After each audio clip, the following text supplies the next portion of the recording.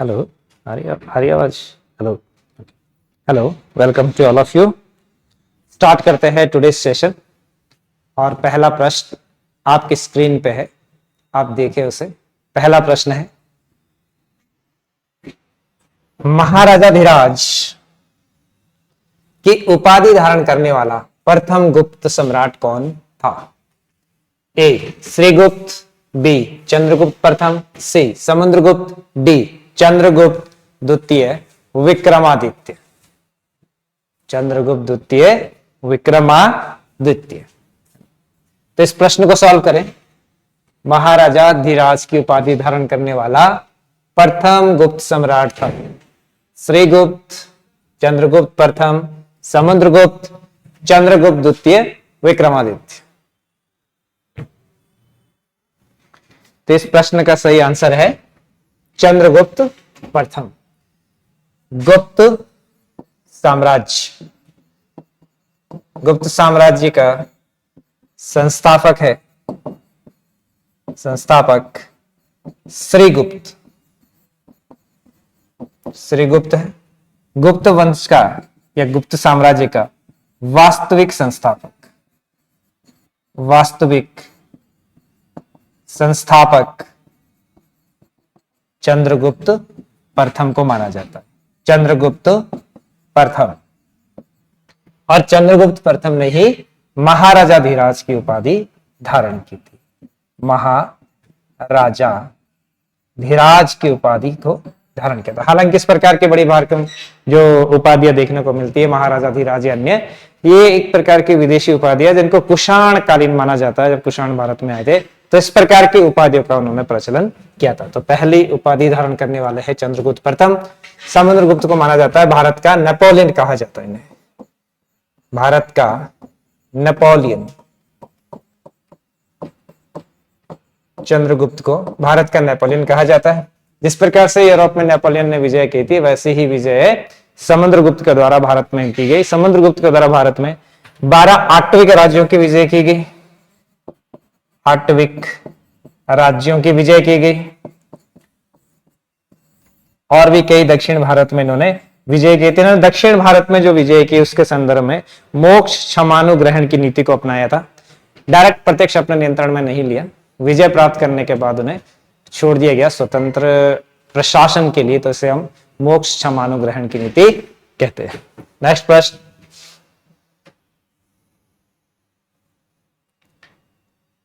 Next प्रश्न है, निम्नलिखित में से किस मध्यकालीन शासक ने सार्वजनिक वितरण प्रणाली प्रारंभ की थी?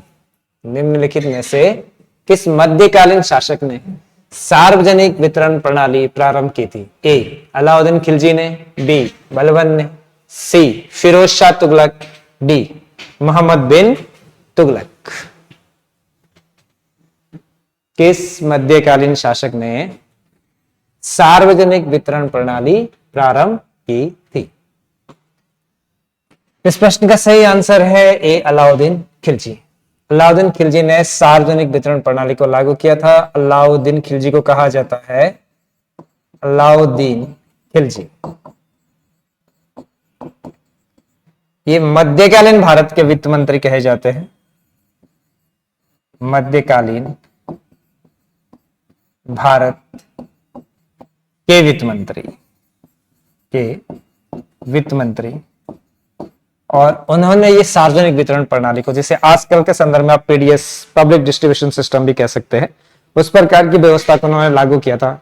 अनाज व्यवस्था के संदर्भ में शहनाई मंडी की नियुक्ति करना, कोई भी बाहर से चीजें आ रही है उसको रेगुलेट करने के लिए इन्होंने ये सार्वजनिक वितरण प्रणाली और अन्य व्यवस्था को लागू किया था।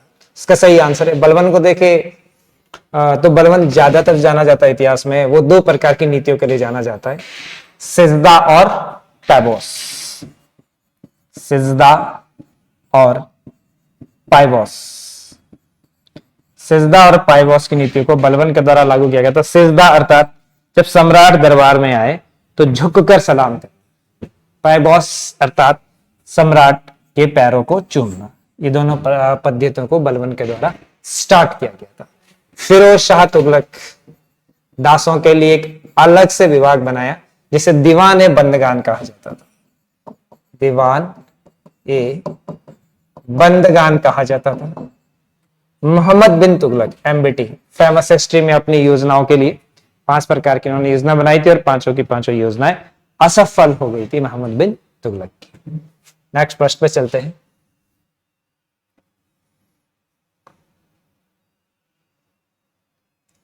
नेक्स्ट प्रश्न देखिए, ऋग्वेद के तृतीय मंडल की रचना की थी?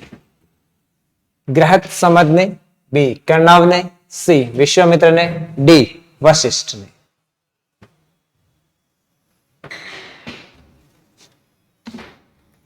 ऋग्वेद के तृतीय मंडल की रचना की थी। इस प्रश्न का सही आंसर है विश्वामित्र। ऋग्वेद सर्वाधिक प्राचीन वेद है। ऋग्वेद सर्वाधिक प्राचीन वेद है। सर्वाधिक प्राचीन वेद है। ऋग्वेद में देखा जाए तो 10 मंडल है, कुल 10 मंडल है इसमें। 10वें मंडल में ऋग्वेद में पुरुष सूक्त की व्याख्या की गई है। पुरुष सूक्त अर्थात इसमें परब्रह्मा के उससे शरीर के अलग अलग भागों से उत्पत्ति के बारे में बताया गया। मुख से ब्राह्मण, हाथ से क्षत्रिय, वैश्य और शूद्रास की उत्पत्ति के बारे में ऋग्वेद के 10वें मंडल में वर्णन किया गया है। और तीसरा मंडल की जो रचना की गई वो विश्वामित्र के द्वारा की गई। नेक्स्ट,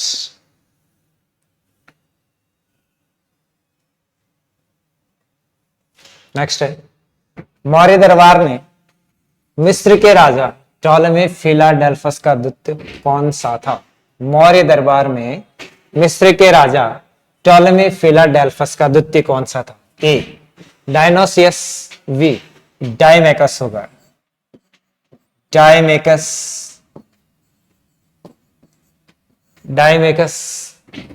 सी मेगास्थनीस, डी डियोडोरस। मौर्य दरबार में मिस्र के राजा टॉलेमी फिलाडेल्फस का कौन सा राजदूत था? कौन सा राजदूत था?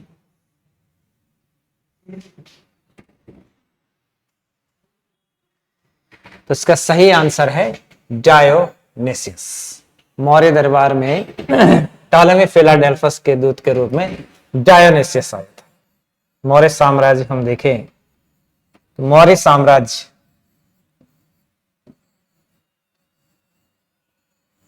प्राचीन भारत का पहला अखिल भारतीय साम्राज्य में से कहते हैं। पहला अखिल भारतीय साम्राज्य है ये। अखिल भारतीय साम्राज्य पाटलिपुत्र या पटना की राजधानी है मौर्य साम्राज्य की। और इसमें मिस्र के राजा टॉलेमी फिलाडेल्फस ने जो अपना राजदूत भेजा उसका नाम डायोनेसियस था। और डायोनेसियस मौर्य साम्राज्य में बिंदुसार के दरबार में, इस टाइम मौर्य शासक बिंदुसार थे। बिंदुसार के समय विदेशिक संबंध काफी अच्छे थे, कूटनीतिक संबंध काफी अच्छे थे। तो मिस्र के राजा ने अपने राजदूत के रूप में डायोनिसियस को भेजा था। और एक अन्य दूत बिंदुसार के दरबार में थे जिनका नाम था डायमेकस। डायमेकस राजदूत सीरिया के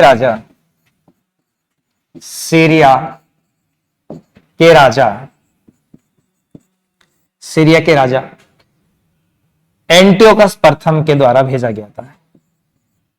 एंटियोकस प्रथम के द्वारा भेजा गया था डायमेकस को। सीरिया के राजा एंटियोकस प्रथम के दूत के रूप में बिंदुसार के दरबार में भेजा गया था। और बिंदुसार ने सीरिया के शासक एंटियोकस प्रथम से 3 चीज की मांग की थी डायमेकस के द्वारा। उन 3 चीजों में एक था दार्शनिक, कि मेरे दरबार में दार्शनिक भेजे जाए। दूसरा अंजीर, और तीसरा मदिरा, सूखी मदिरा। इनमें से सीरिया के शासक एंटियोकस के द्वारा अंजीर और सूखी मदिरा को तो भेज दिया गया था, परंतु दार्शनिक भेजने से सीरिया के शासक ने मना कर दिया, क्योंकि सीरिया के इतिहास में दार्शनिकों का आदान प्रदान नहीं होता था। बाकी आपको मेगास्थनीज पता है, चंद्रगुप्त प्रथम के दरबार में आए थे मेगास्थनीज। नेक्स्ट प्रश्न पे चलते हैं।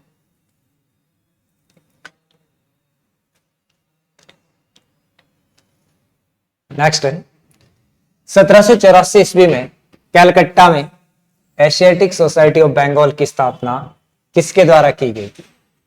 ए जेम्स फ्रेजर के द्वारा, बी सर विलियम जोन्स के द्वारा, सी वॉरेन हेस्टिंग्स के द्वारा, जी विलियम डिग्वी के द्वारा। विलियम डिग्वी के द्वारा।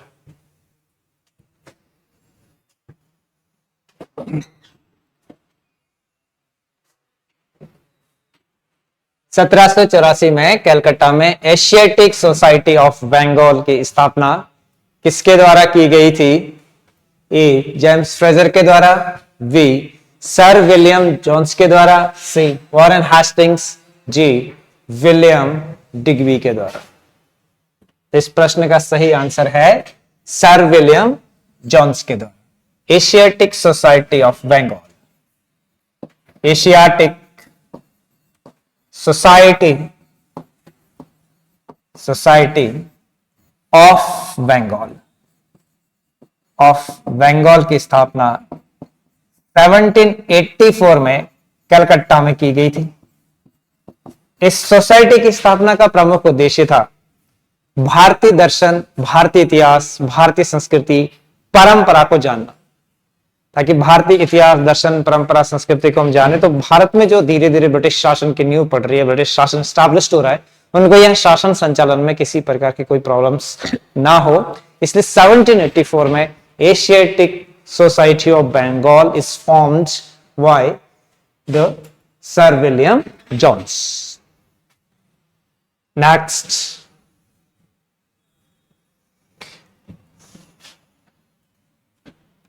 मानव के लिए एक धर्म, एक जाति तथा एक परमेश्वर का आह्वान किया गया था। ए ज्योतिबा फुले के द्वारा, बी श्री नारायण गुरु के द्वारा, सी डॉक्टर बी आर अम्बेडकर के द्वारा, डी विवेकानंद के द्वारा। विवेकानंद के द्वारा।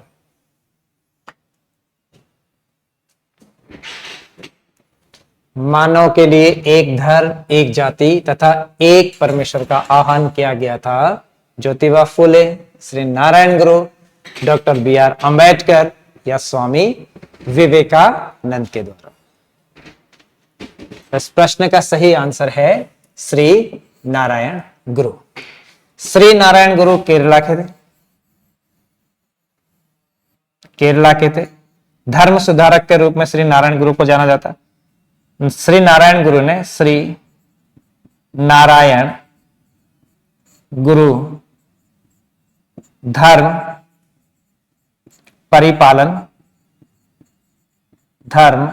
परिपालन संघ की स्थापना की थी 1903 में। इसका उद्देश्य छुआछूत, जातिवाद, इस प्रकार की जो संकीर्ण सोच थी या जो संकीर्ण धारणाएं थी, उनको समाप्त करना था। और इन्होंने ये नारा दिया था कि मानव के लिए केवल एक ईश्वर हो सकता है, एक धर्म हो सकता है, एक ही जाति हो सकती है। तो इनका प्रसिद्ध नारा था श्री नारायण गुरु का। यही कारण है कि आज आप दक्षिण भारत में केरला एक्सेट्रा, तमिलनाडु, आंध्रा वगैरह में जाइए तो वहां जाति व्यवस्था इतनी कठोर नहीं है जितनी उत्तर भारत में है, इतना दक्षिण भारत में नहीं है। दक्षिण भारत में जातिवाद के खिलाफ आंदोलन समय समय पर संगठित होते रहे। नेशनल मूवमेंट के ड्यूरेशन में यहाँ कई जातिवादी व्यवस्था के विरुद्ध आंदोलन हुए, जिसमें से एक प्रमुख आंदोलन ये श्री नारायण गुरु के द्वारा भी चलाया गया था 1903 में, जिसका नारा ही था मानव के लिए एक धर्म, एक जाति तथा एक परमेश्वर।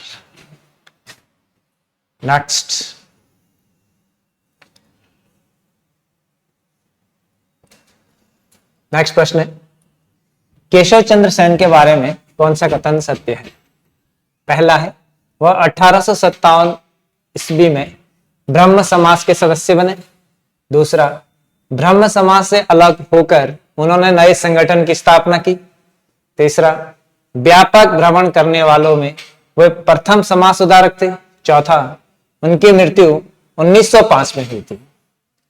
ए केवल 1 और 2, बी 2 और 3, सी 1, 2 और 3, डी उपयुक्त सभी कथन सत्य है। तो बताएं इनमें से कौन सा कथन केशव चंद्र सेन के बारे में सही है? केशव चंद्र सेन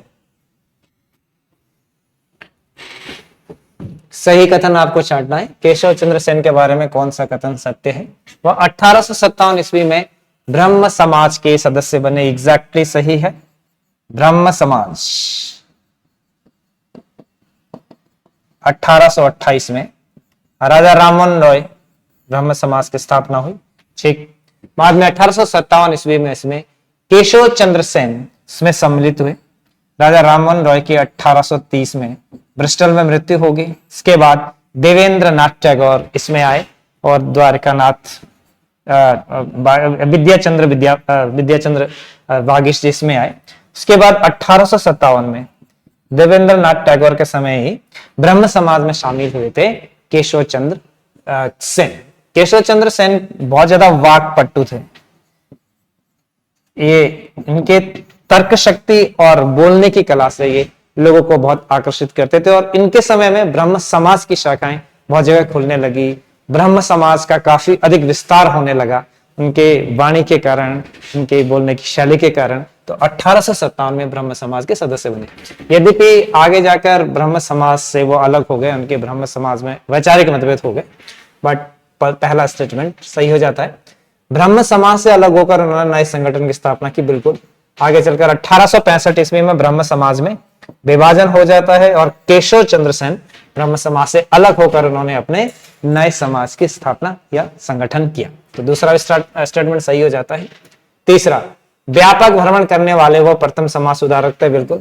इसी वजह से देवेंद्र नाथ टैगोर और केशव चंद्र सेन के बीच मतभेद भी थे, क्योंकि केशव चंद्र सेन ब्रह्म समाज की शाखाएं भारत से बाहर और भारत के सभी क्षेत्रों में फैलाना, स्टैब्लिश करना चाहते थे, जबकि देवेंद्र नाथ टैगोर ये नहीं चाहते थे। तो वैचारिक मतभेदता के कारण भी ये यहाँ पर संगठन में स्टैब्लिश्ड नहीं हो पाया था सही से।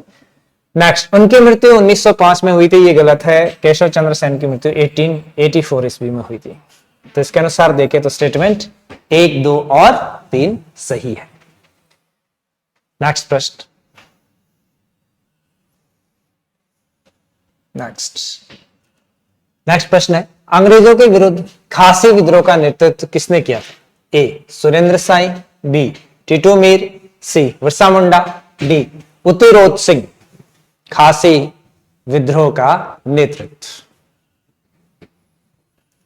इनमें से निम्नलिखित में से किसके द्वारा किया गया था? इसका सही आंसर है डी, उतिरोध सिंह। खासी एक जनजाति और यही इन्हीं जनजाति के द्वारा खासी विद्रोह किया गया था। गारो खासी जनजाति मेघालय में एक जनजाति है। मेघालय में 1833-34 के करीब यहां की जनजातियों ने अंग्रेजों के विरुद्ध विद्रोह कर दिया, जो खासी विद्रोह के नाम से प्रसिद्ध थे। कारण था अंग्रेजों द्वारा इस क्षेत्र में इन्फिल्ट्रेशन करना, इस क्षेत्र में अतिक्रमण करना, अपने भू कानूनों को इन क्षेत्रों में लागू करना। और कारण ये हुआ कि यहाँ की जो स्थानीय आदिवासी जनजाति थी, उन्होंने ब्रिटिश के खिलाफ, उनके नए कानूनों के खिलाफ, जो वन कानून थे एक्सेट्रा थे, उनके खिलाफ विद्रोह कर दिया, जो खासी विद्रोह कहलाए। और इस विद्रोह के नेता थे उतिरोध सिंह। बिरसा मुंडा विद्रोह का नेतृत्व करते हैं। अलग मुंडा विद्रोह आप पढ़ेंगे 1899 में स्टार्ट हुआ था, 1901 ईस्वी तक मुंडा विद्रोह रहा। उसका प्रमुख नेता बिरसा मुंडा थे। इसका सही आंसर है उतिरोध सिंह। नेक्स्ट प्रश्न।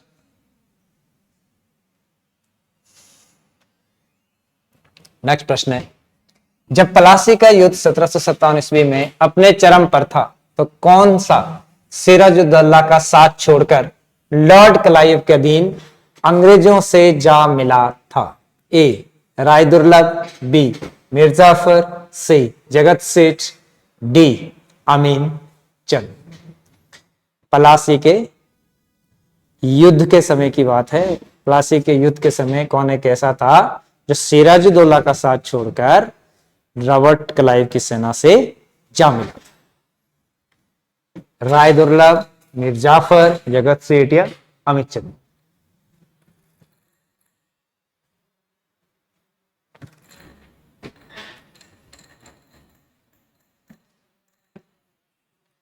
इसका सही आंसर है मीर जाफर।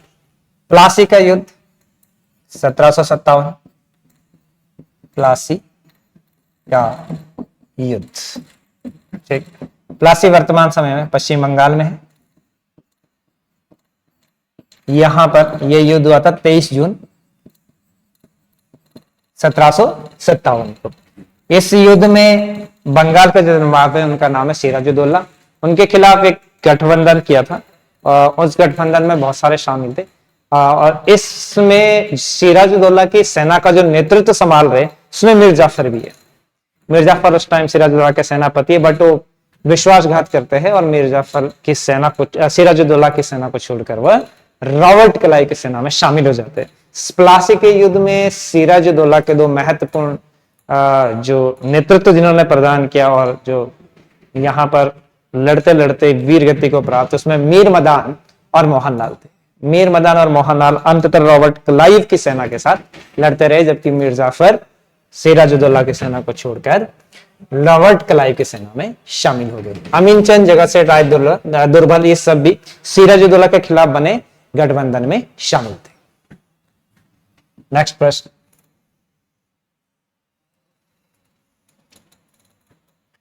नेक्स्ट प्रश्न है, सितंबर 1760 की संधि के द्वारा मीर कासिम ने निम्नलिखित में से कौन से 3 जिले ईस्ट इंडिया कंपनी को सौंप दिए थे? ए हुगली, हावड़ा तथा मिदनापुर, बी ढाका, चटगांव तथा हुगली, सी मुर्शिदाबाद, बालासोर तथा चंद्रनगर, डी वर्धमान, मिदनापुर तथा चटगांव।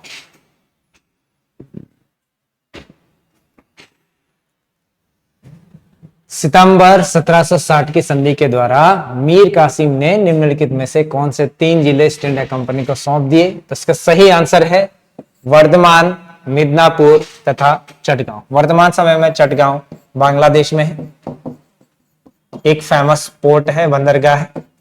वर्धमान और मिदनापुर दोनों वर्तमान समय में पश्चिम बंगाल में। 1757 में प्लासी के युद्ध के बाद, सिराजुद्दौला की मृत्यु के बाद, बंगाल का जो नवाब है वो मीर जाफर को बनाया गया था, बट मीर जाफर को शीघ्र ही उसकी गद्दी से हटा दिया गया और नया जो नवाब अंग्रेजों के द्वारा बनाया गया उनका नाम था मीर कासिम। तो मीर कासिम मीर जाफर को हटाकर नए बंगाल का नवाब बनाया गया। मीर कासिम अलीवर्दी खां के वंशजों में सबसे ज्यादा योग्य समझे जाते थे, इसलिए वो अंग्रेजों की क्या मंशा थी, किस प्रकार से लूटने की मंशा थी या किस प्रकार वो रेवेन्यू को कलेक्ट वेस्ट बंगाल में करना चाहते हैं, उस चीज को वो भलीभांति समझ गए थे। परिणाम ये हुआ कि स्टार्टिंग में जो संधि उनके द्वारा हुई उन्होंने की थी, उस संधि के द्वारा ये 3 जो जिले वो सौंप दिए गए थे ईस्ट इंडिया कंपनी को। और अब से ही बात तुरंत बाद ही मीर कासिम ने अपनी राजधानी मुर्शिदाबाद से मुंगेर स्टैब्लिश कर दी थी। मुंगेर को उन्होंने अपनी राजधानी बनाया था, जो वर्तमान समय में बिहार में है, जबकि इससे पहले जो राजधानी वो मुर्शिदाबाद थी। कारण यही था कि Mir Qasim East India Company के इंटरफेरेंस से दूर रहना चाहते थे। वो इनकी मंशा को, इनके उद्देश्य को अच्छे से समझते थे, इसलिए अपनी राजधानी को मुर्शिदाबाद की जगह ये मुंगेर स्टैब्लिश इन्होंने कर दी थी। तो ये 3 जिले हैं वर्धमान, मिदनापुर तथा चटगांव, जो उन्होंने ईस्ट इंडिया कंपनी को सौंपे थे। नेक्स्ट प्रश्न, ये अनाउंस है आपके लिए, न्यू फाउंडेशन बैच स्टार्ट हो चुका है 22 जुलाई 2024 से। 0 to हीरो आपको इसमें बनाया जाएगा। आई मीन कि जिनको बिल्कुल भी जीएस नहीं आता है या हिंदी नहीं आती, उत्तराखंड नहीं आती, वो इस बैच को ज्वाइन कर सकते हैं। बैच टाइमिंग यहाँ लिखी हुई है, 11 बजे से 2 बजे तक है। कॉन्टैक्ट नंबर इसमें दिए हैं, आप इस पर कॉन्टैक्ट करके अपनी सीट बुक करा सकते हैं। आप एक बार जरूर आए और डेमो देखें। यहाँ ये आपका कॉन्टैक्ट नंबर यहाँ पर दिया गया है।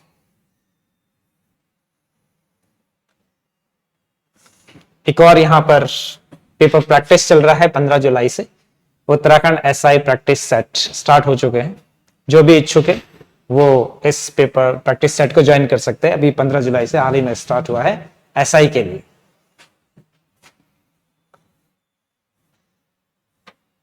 नेक्स्ट प्रश्न देखते हैं। नेक्स्ट प्रश्न है, निम्नलिखित में से कौन सी मृदा स्वतः जुताई के गुण को प्रदर्शित करती है? ए लाल और पीली मृदा, बी लेटराइट मृदा, सी काली मृदा, डी पिट युक्त मृदा। पिट युक्त मृदा।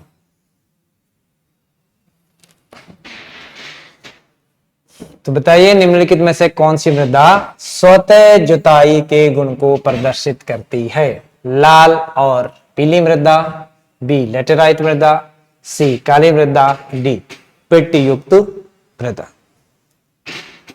तो इस प्रश्न का सही आंसर है काली मृदा। काली मृदा स्वतः जुताई के गुण को प्रदर्शित करती है। और भारत में यदि हम देखें तो काली मृदा का क्षेत्र ये गुजरात महाराष्ट्र वाले क्षेत्र में पूरा दक्कन का पठार, दक्कन प्लेटोज जो आप कहते हैं, ये पूरा काली मृदा का क्षेत्र है। यहाँ पर ज्वालामुखी उद्गार हुआ, ज्वालामुखी उद्गार के बाद मैग्मा के ठंडा होने के बाद लावा बना, लावा से एक चट्टान बनी जिसे आप बेसाल्टिक चट्टान कहते हैं। बेसाल्टिक चट्टान धीरे धीरे टूटी।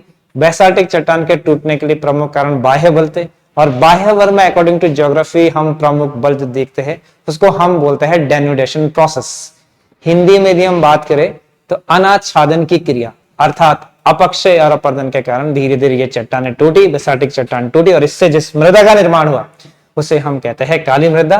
काली मृदा का स्वतः गुण यह होता है कि वो नमी अच्छी तरीके से धारण कर सकती है, इसलिए आप उसमें देखेंगे कि ऐसे जैसे स्वतः जुताई करने के जो निशान है वो उसमें दिखाई पड़ते हैं। तो इसका सही आंसर है काली मृदा। नेक्स्ट प्रश्न,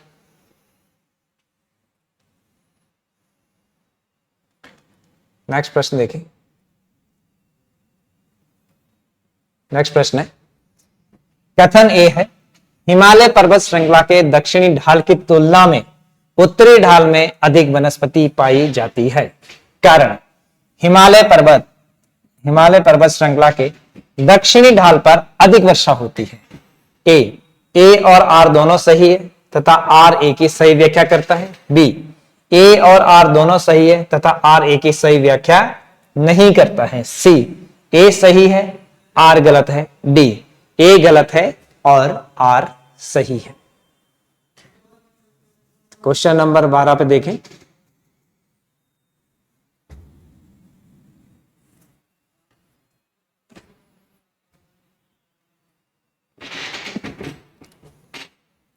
हिमालय पर्वत श्रृंखला के दक्षिणी ढाल की तुलना में उत्तरी ढाल में अधिक वनस्पति पाई जाती है।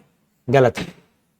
हिमालय पर्वत श्रृंखला के दक्षिणी भाग की तुलना में उत्तरी भाग में नहीं, बल्कि हिमालय पर्वत के दक्षिणी भाग में, हिमालय पर्वत के दक्षिणी ढाल में अधिक वनस्पतियां पाई जाएगी। कारण यह है कि हिमालय पर्वत का दक्षिणी भाग इक्वेटर, भूमध्य रेखा विषुवत रेखा के अधिक नजदीक होगा, और भूमध्य रेखा विषुवत रेखा के अधिक नजदीक होगा तो वहां पर रेनफॉल अधिक होगी, वहां पर वनस्पति अधिक होगी, वहां पर फॉरेस्ट कवर अधिक होगा, तो वहां पर अधिक वर्षा, अधिक वनस्पति पाई जाएगी। और हिमालय पर्वत श्रृंखला के दक्षिणी ढाल पर अधिक वर्षा होती है। बिल्कुल सही, हिमालय पर्वत के दक्षिणी ढाल पर ही अधिक वर्षा होगी, जिस कारण वहां पर वनस्पति, वन्य जीव जंतु, बायोडाइवर्सिटी का अधिक हमें देखने को मिलता है। बायोडाइवर्सिटी अधिक वहां पर देखने को मिलती है। तो इसका केवल आर सही होगा, सॉरी इसका ए गलत है और आर सही होगा। ए गलत है और आर सही। नेक्स्ट प्रश्न, नेक्स्ट प्रश्न देखें। लौह अयस्क खान एवं उनकी स्थिति राज्यों के संबंध में बता, सुमेलित करें। चंद्रपुर, चित्रदुर्ग, वेलाडीला, मयूरभंज। दूसरी तरफ है उड़ीसा, महाराष्ट्र, छत्तीसगढ़ और कर्नाटक।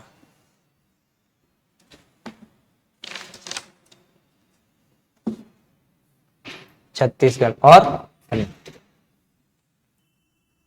इस प्रश्न को देखते हैं। लौह अयस्क खान और उनकी स्थिति के संबंध में चंद्रपुर, चित्रदुर्ग, बेलाडीला, मयूरभंज। इसका आंसर होगा बी। ए का 2 होगा, चंद्रपुर महाराष्ट्र में पड़ेगा। बी का 4 होगा, चित्रदुर्ग कर्नाटक में पड़ेगा।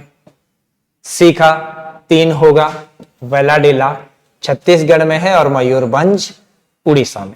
लौह अयस्क और उनकी स्थिति के बारे में बताना था। वेलाडीला की खान है छत्तीसगढ़ में, बहुत प्रसिद्ध है लौह अयस्क की खानों के रूप में। लौह अयस्क की खान है छत्तीसगढ़ में, वेलाडीला की खान। इसका सही आंसर हो गया आपका आंसर बी।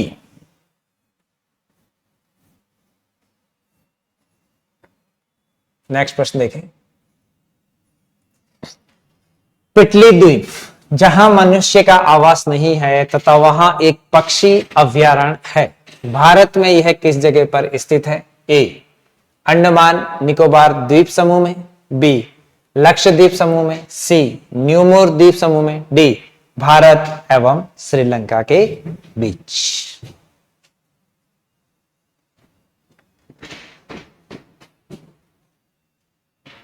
तो इस प्रश्न का आंसर देखिए, पिटली द्वीप जहां मनुष्य का कोई आवास नहीं है, वहां मनुष्य नहीं रहते हैं, परंतु वह एक पक्षी अभयारण्य है, भारत में किस जगह पर स्थित है? ए अंडमान निकोबार द्वीप समूह, बी लक्षद्वीप, सी न्यूमोर द्वीप, डी भारत एवं श्रीलंका के बीच। तो पिटली द्वीप आपका स्थित है लक्षद्वीप समूह में। ये एक ऐसा स्थान है जहां पर कोई मनुष्य निवास नहीं करता, परंतु यह एक पक्षी अभयारण्य है। इस ग्रुप में इसको पूछा गया है, पिटली द्वीप समूह को लक्षद्वीप, है ना? ठीक है, नेक्स्ट।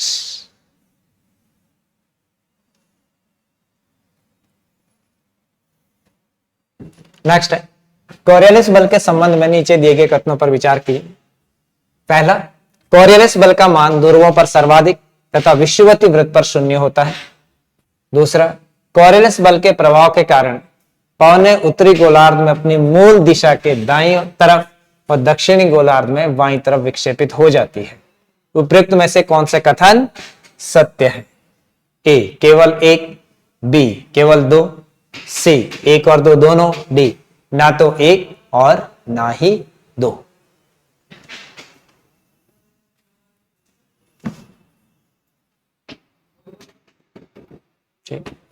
कोरियलिस बल के संबंध में देखते हैं। कोरियलिस बल का मान ध्रुवों पर सर्वाधिक होता है, बिल्कुल सही। जैसे आप जितनी दूर आप इक्वेटर से ऊपर जाएंगे, कोरियलिस बल का मान बढ़ता जाएगा, अधिक हो जाएगा। विषुवतीय रेखा पर यह शून्य होता है, बिल्कुल सही। कोरियलिस बल के प्रभाव के कारण पौने उत्तरी गोलार्ध में अपनी मूल दिशा के दाईं ओर, राइट साइड एग्जैक्टली, और दक्षिणी गोलार्ध में बाईं ओर विक्षेपित हो जाती है। सत्य कथन साथ में, दोनों ही सत्य है। कोरियलिस बल के संबंध, कोरियलिस बल पृथ्वी के घूर्णन के कारण लगने वाला एक बल है। पृथ्वी के घूर्णन के कारण ये बल लगता है, इसलिए से संज्ञा कोरियलिस बल की इसकी संज्ञा दी गई है। ठीक, तो इस कोरियलिस बल के कारण ही जो पवनें हैं उत्तरी गोलार्ध में अपनी मूल दिशा के दाईं ओर चली जाती है और दक्षिण गोलार्ध में अपनी मूल दिशा के बाईं ओर चली जाती है। और इक्वेटर से जितनी दूर आप ऊपर ध्रुवों की तरफ जाएंगे, कोरियलिस फोर्स, कोरियलिस बल का मान बढ़ता जाएगा। जितना आप इक्वेटर के समीप होंगे, इसका मान कम अर्थात शून्य होता जाएगा। नेक्स्ट प्रश्न देखते हैं।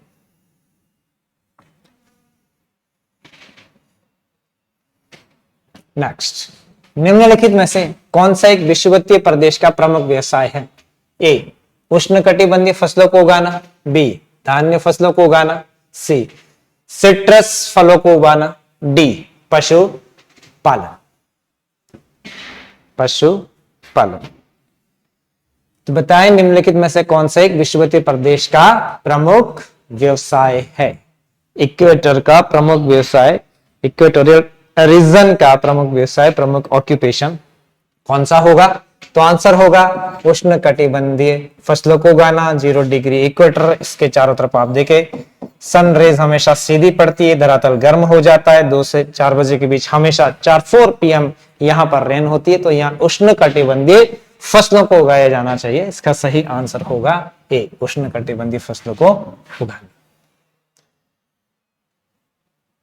नेक्स्ट,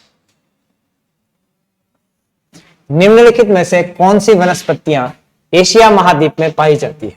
ए टुंड्रा वनस्पति, बी टैगा वनस्पति, सी मरुस्थलीय वनस्पति, डी स्टेपिस घास के मैदान। नीचे दिए गए कोड का प्रयोग कर सही उत्तर का चयन करें।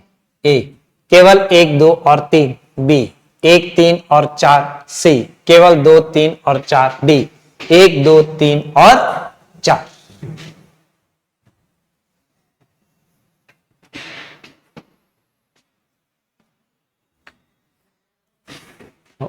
एशिया महाद्वीप में पाई जाने वाली वनस्पतियां टुंड्रा वनस्पति, टैगा वनस्पति, मरुस्थलीय वनस्पति, स्टापिस घास के मैदान, सभी वनस्पतियां आपको एशियाई महाद्वीप में देखने को मिलेगी। टुंड्रा वनस्पति सबसे हाइट पर आपको टुंड्रा मिलेगा, टुंड्रा वनस्पतियां मिलेगा। इसमें आपको लाइकेन वनस्पति देखने को मिलेगी। सबसे ऊपर टुंडा टुंडा क्षेत्र की वनस्पति है लाइकेन होती है। इसके थोड़ा सा आप दक्षिण में जाइए तो टैगा वनस्पति का विस्तार होगा, टैगा वनस्पति। और टैगा वनस्पति के जो प्रमुख वन या वनस्पति है वो शंकुधारी वन है। शंकुधारी वनों का यहाँ पर विस्तार मिलेगा टैगा में, शंकुधारी वनों का। शंकुधारी वन जो पता है आपको, उनकी जो विशेषताएं वो ये कि वो नुकीले होते हैं ऐसे, इसलिए इन्हें कॉनिफेरस फॉरेस्ट भी बोलते हैं। कारण यह है कि हाइट पे इस प्रकार की पत्तियां नेचुरल उसको फिनोमेना को दर्शाती है, क्योंकि इस पर यदि बर्फ गिरेगी तो बर्फ नहीं टिक पाएगी, तो इसलिए शंकुधारी वन। दूसरा, शंकुधारी वन जो होता है उनकी जो वनस्पति है, उनकी जो लकड़ियां होती है वो बहुत मुलायम होती है। यही कारण है कि शंकुधारी वनों से जो हमें लकड़ियां प्राप्त होती है उससे लुगदी निर्माण, कागज उद्योग, पूरी जो कागज इंडस्ट्री है वो इसके आधार पर डेवलप की जाती है। कनाडा वाले क्षेत्रों में आप देखेंगे शंकुधारी वनों का काफी विस्तार है, तो वहां पर पूरा शंकुधारी वनों के लकड़े को काट दिया जाता है और उस प्रोसेस को वहां लम्बरिंग कहते हैं। और वहां पर ये जो पल्प इंडस्ट्री, कागज इंडस्ट्री, पेपर इंडस्ट्री, वो काफी बड़ी इंडस्ट्री। इसके बाद टैगा के बाद यदि आप आएंगे तो स्टैपीज वनस्पति आपको देखने को मिलेगी। स्टैपीज वनस्पति आपको देखने को मिलेगी। आप मध्य एशिया में चले जाइए, यहाँ कई प्रकार की स्टैपीज वनस्पति आपको देखने को मिलती है। और इसके दक्षिण में यदि आप जाएंगे तो मरुस्थलीय प्रकार के वनस्पति आपको मिलेगी। नेक्स्ट चलते हैं।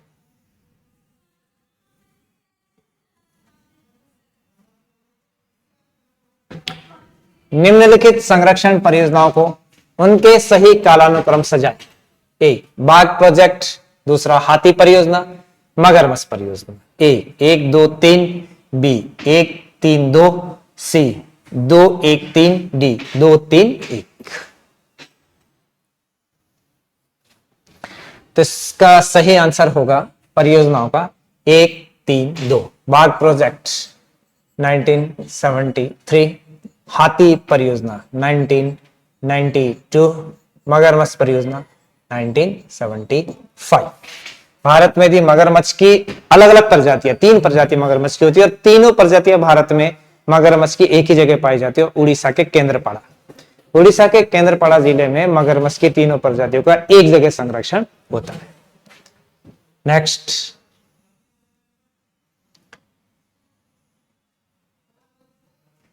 नेक्स्ट है, निम्नलिखित में से किन स्थानों पर विलुप्त प्राय रेड पांडा को देखा जा सकता है? ए, नामदफा राष्ट्रीय उद्यान।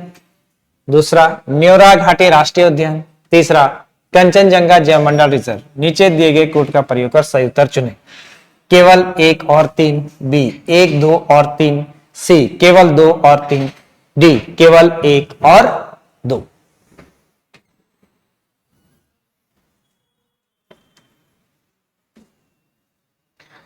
तो इसका सही आंसर होगा 1 2 और 3। नामदफा राष्ट्रीय उद्यान में रेड पांडा आपको देखने को मिलेगा अरुणाचल प्रदेश में। अरुणाचल प्रदेश में नामदफा नेशनल पार्क में। नामदफा नेशनल पार्क में आपको रेड पांडा मिलेगा, इसके साथ एक उड़ती हुई गिलहरी, लेकिन एक ही जगह भारत में उड़ती गिलहरी बेसिकली पाई जाती है, उसका एक ये एंडेमिक स्थल है, वह नामदफा नेशनल पार्क ही है। न्योरा वैली राष्ट्रीय उद्यान यहां पश्चिम बंगाल में आपको पड़ेगा, न्योरा वैली राष्ट्रीय उद्यान। यहां भी आपको रेड पांडा देखने को मिलेगा। और कंचनजंगा जैवमंडल रिजर्व सिक्किम। तो इन तीनों में इसका आंसर 1 2 और 3 तीनों ही है। नेक्स्ट प्रश्न देखते हैं। नेक्स्ट प्रश्न है, रातापानी वन्यजीव अभयारण्य के संदर्भ में निम्नलिखित कथनों पर विचार कीजिए। ए, राजस्थान सरकार ने रातापानी वन्यजीव अभयारण्य को बाघ अभयारण्य घोषित करने का निर्णय लिया है। दूसरा, भीमबेटका शैलाश्रय या गुफाएं रातापानी वन्यजीव अभयारण्य में अवस्थित है। तीसरा, कोलार नदी इस अभयारण्य की पश्चिमी सीमा बनाती है। उपयुक्त में से कौन से कथन सही है? केवल 1 और 2, बी केवल 2, सी 2 और 3, डी उपयुक्त में से कोई नहीं।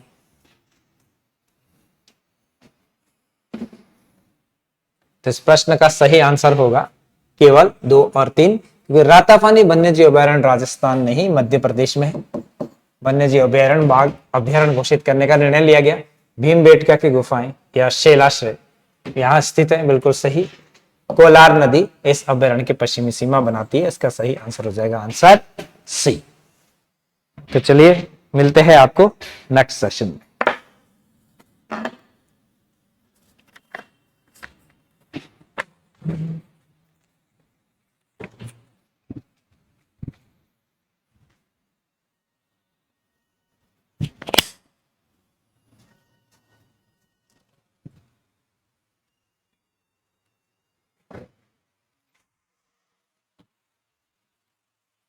Good evening. Good evening.